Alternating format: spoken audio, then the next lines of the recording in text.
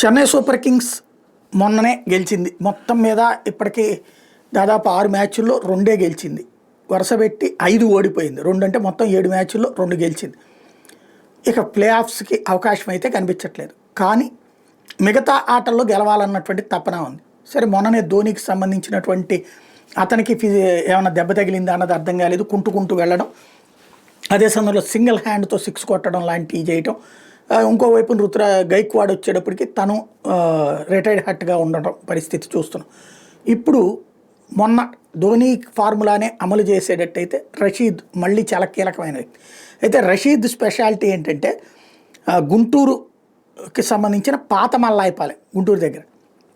ఈయన తండ్రి బాలీషా వలి హైదరాబాద్లో కంపెనీలో ఉద్యోగం చేసేవాడు.